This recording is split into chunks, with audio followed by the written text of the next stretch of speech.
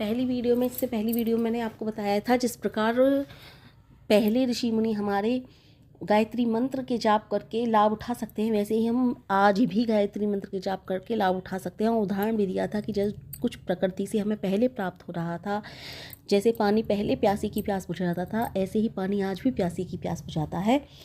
तो आज मैं बताने जा रही हूँ कि गायत्री मंत्र के जाप द्वारा हम जब गायत्री मंत्र का जाप करें तो हमारे मन की इच्छा और भाव किस तरह के होने चाहिए। देखिए, गायत्री माँ हमें प्रेरणा शक्ति तो देती ही हैं, प्रेरणा शक्ति यानी कि मोटिवेशन। आप गायत्री मंत्र की जाप करके देखिए, आपको खुद मोटिवेशन मिलेगा, आपको खुद प्रेरणा शक्ति मिलेगी। गायत्री माँ सबके लिए प्रेरणा शक्ति देती है, वो किसी एक मानव मात्र के लिए नहीं है, वो सभी के लिए है, चाहे वो कोई भी हो। फिर तो गायत्री माँ सबके लिए प्रेरणा शक्ति हैं। वह हमें प्रतिक्षण प्रतिपल प्रेरणा शक्ति देती हैं। वे हमारे हृदय आकाश होता है, हृदय जो होता है ना हमारा, उसे हृदय आकाश बोलते हैं, उसमें विराजमान हैं और प्रत्येक मानव के लिए कल्याण का कार्य करती हैं गायत्री माँ। महर्षि दयानंद सरस्वती ने 7वें समुल्लास में कहा है सत्यार्थ प्रकाश के में कि जब आत्मा मन और इंद्रियों को किसी विषय में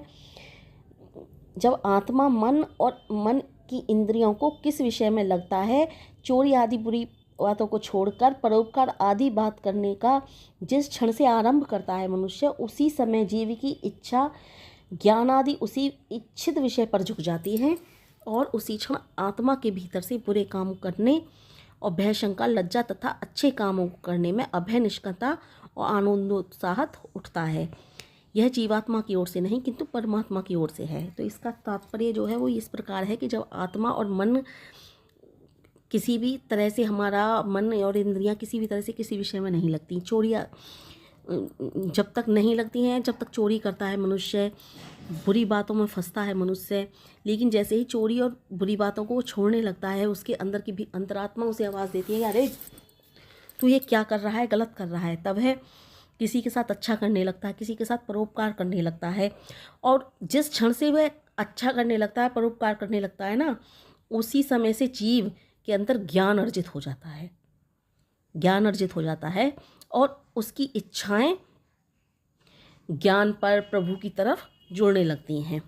उसी क्षण से आत्मा के भीतर बुरे काम करने में जो उसे भय शंका और लज्जा आती थी और अच्छे काम करने में उस आने लगती है और अच्छे काम करने में वो अभय प्राप्त कर लेता है। उसे किसी प्रकार का कोई संकोच नहीं रहता, उसे आनंद मिलने लगता है अच्छा काम करने में। तो यह जीव खुद नहीं करता अपनी तरफ से, यह सब जीवात्मा की ओर से होता है। तो जीवात्मा की ओर से होता है ये सब। और हमें यत्नपूर्वक गायत्री मंत्र को यत्नपूर्वक जपना चाहिए। हमें अपनी अंतरात्मा से गायत्री मंत्र की जाप करनी चाहिए। हम हर तरह की हमने जैसे गायत्री मंत्र का जाप कर रहे हैं, तो हम आम आदमी हैं, हमें वैसे ही अपने घर की सुख शांति के लिए, सुख शांति जिस समय से हम जिस भी प्रकार से गायत्री मंत्र का जाप करने लगते हैं, उसी समय से उसी क्षण से हमें सुख शांति तो मिलने ही लगती है गायत्री मंत्र के जाप से। लेकिन हम गायत्री जप का कोई अनुष्ठान करना चाह रहे हैं तो हमें पूरी तैयारी कर लेनी चाहिए। हमें गायत्री मंत्र के अनुष्ठान की पूरी तैयारी कर लेनी चाहिए, चाहे वो अनुष्ठान कैसा भी हो। अगर आप अनुष्ठान के विषय में मुझसे जानना चाहते हो तो मैं वीडियो बना दूंगी अनुष्ठानों की।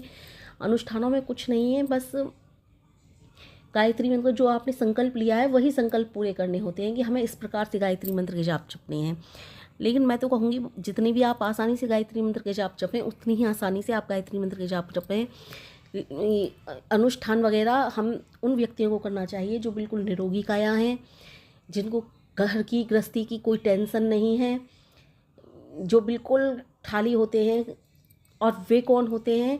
या तो बच्चे होते हैं पढ़ने वाले, ब्रह्मचारी बच्चे होते हैं। ब्रह्मचारी बच्चों को अनुष्ठान वगैरह करने चाहिए, ब्रह्मचर्य व्रत का पालन करके, कठोर ब्रह्मचर्य व्रत का पालन करके। या फिर जो बिल्कुल घर गृहस्थी से कोई मतलब नहीं रखते, उनके लिए करने चाहिए। हम जैसे घर गृहस्थी वाले व्यक्ति जो हैं, उनके लिए गायत्री मंत्र का जाप करें। हम गायत्री माँ उसमें ही बहुत हमें बहुत कुछ दे देती हैं गायत्री माँ। बस बात यह है कि हमें श्रद्धा और विश्वास के साथ परमात्मा से याचना करनी चाहिए और वो अपनी सारी शक्तियों के भंडार खोल देती हैं। फिर तो परमात्मा से हम किस तरह से प्रार्थना करें कि हे परमात्मा, तूने अपनी सविता शक्ति के नन्हा जो प्रयोग किया है उससे बड़ा विशाल संसार रच दिया है। सविता शक्ति यानी कि गायत्री मंत्र। जिसमें एक दो नहीं, अब तो न जाने कितने अरब सूर्य नक्षत्र, यानी कि इस सृष्टि के लिए कहा जा रहा है कि इसमें, इस सृष्टि में इस सविता शक्ति द्वारा जो ये विशाल संसार रच दिया है ना, सविता शक्ति यानी कि गायत्री मंत्र, गायत्री माँ, अपनी तुमने गायत्री शक्ति के द्वारा, परमात्मा तुमने अपनी गायत्री शक्ति के द्वारा जो ये संपूर्ण विशाल संसार रच दिया है, इसमें एक दो नहीं, अब तो अरबों सूर्य हैं और नक्षत्र हैं। वो अरबों सूर्य और नक्षत्र हमें दिखाई नहीं देते, न जाने कितनी पृथ्वियाँ हैं, वो सब हमें दिखाई नहीं देती। हम तो सिर्फ एक सूर्य, एक चंद्र और एक पृथ्वी से ही जानकारी रखते हैं। ग्रह तथा मंडल विद्यमान है। हे दयावान, मेरी नन्ही सी बुद्धि को प्रेरणा देने वाली गायत्री माँ, मुझे कोई श्रम होगा, मेरी तुम पुकार सुन लो। हे गायत्री माँ, मेरी पुकार सुन लो, मेरी इस बुद्धि को अपनी ओर ले चलो। हे गायत्री माँ, मेरी बागडोर संभाल लो, मेरी बागडोर अपने हाथ में लो, अब तुम जिधर चाहे इसे ले चलो। तो इस तरह से साधक को गायत्री माँ से प्रार्थना करनी चाहिए, इस तरह से अपना मन बना लेना चाहिए। अब मैं तुम्हें एक अपने बारे में विषय में बताती हूँ। अब मैं अब बहुत, ये समझ लो इतने बड़े होने के बाद मैं शायद नहीं कर पाती, लेकिन छोटे बच्चे जो होते हैं ना, वो साधना वगैरह अच्छे से कर लेते हैं। जब मैं छोटी सी थी ना, हमारे पापा जी सदा से ईश्वर की तरफ प्रेरित थे, सदा से ईश्वर की तरफ उनका झुकाव ज़्यादा था, तो हम बच्चों का भी ईश्वर की तरफ झुकाव हो गया। हमारे यहाँ मैंने बचपन से ही सारे के सारे वेद शास्त्र और रामायण गीता वगैरह देखे थे, मैंने बचपन से ही देखे थे, तो मेरा झुकाव ईश्वर की तरफ ज़्यादा हो गया। और मैं हमेशा से पापा जी के मुँह से भी सुनती थी, और जो किताबें पढ़ी थी मैंने आनंद स्वामी सरस्वती जी की और वगैरह की, जो भी किताबें पढ़ी थी मैंने बड़े बड़े ऋषि मुनियों की, सब में अधिकतर देखने को मिलता था गायत्री मंत्र के जाप। जब मैं छोटी सी थी ना, आपको कितनी साल की बताऊं, मैं शायद 6-7 में पढ़ती होंगी या 8th में भी पढ़ती होंगी, मुझे याद नहीं है अच्छे से। उस समय में जब सब सो जाते थे ना, तो मुझे इतना प्रेरणा शक्ति मिलती थी गायत्री मंत्र का जाप करने से, उन किताबों को पढ़ने से। इतना मेरे अंदर मेरी आत्मा कहती थी कि तू उठ जा, आप गायत्री मंत्र का जाप कर ली। जब सब सो जाते थे ना, तो मैं गायत्री मंत्र का जाप करती थी। मुझे मच्छर लगते थे, मैं बाथरूम में जाके करने लगती थी। जब मुझे मच्छर लगते थे, मैं चारों तरफ से अपने आप को लपेट लेती थी, कवर कर लेती थी किसी भी ओढ़ने वाले चादर वगैरह के कपड़े से, चाहे मुझे पसीना आए या कुछ आए, लेकिन मैं गायत्री मंत्र के जाप करती जाती थी। और ऐसा ही मैं सर्दियों में भी करती थी। जब सर्दियाँ होती थी ना, तो मैं सर्दियों में भी गायत्री मंत्र के जाप उठकर करने लगती थी। तो मेरा कहने का तात्पर्य ये है कि हमें अपने बच्चों का भी झुकाव प्रभु परमात्मा की तरफ करना चाहिए। बच्चे हमसे अच्छे से कर लेते हैं, और बच्चों का जब झुकाव परमात्मा की तरफ हो जाता है ना, तो बच्चे चाहे कर भी नहीं बिगड़ सकते, क्योंकि उन्हें अच्छे बुरे का ज्ञान, मैंने कहा ना, प्रेरणा देती हैं हम गायत्री माँ शक्ति। तो इस तरह का हमें अपना मन का भाव बना लेना चाहिए कि हे माता, तुम ही हो हमारी सब कुछ, हमारा कुछ भी नहीं है, सब कुछ तुम हो, तुम करने वाली हो। तो अपने बच्चों को भी सिखाएं, क्योंकि बच्चे ज़्यादा अच्छे से कर पाते हैं, और शायद फिर वो गलत राह पर कभी निकले ही ना। तो मैं इस तरह से जाप किया करती थी। मैंने आपको ये छोटी सी कहानी बताई, तभी से मैं गायत्री मंत्र के जाप करती हूँ। और मुझे ऐसी कोई भी चीज़ नहीं है परमपिता परमेश्वर की कृपा से जो मेरा कभी साथ गायत्री माँ ने ना दिया हो, ऐसा कभी कुछ नहीं हुआ।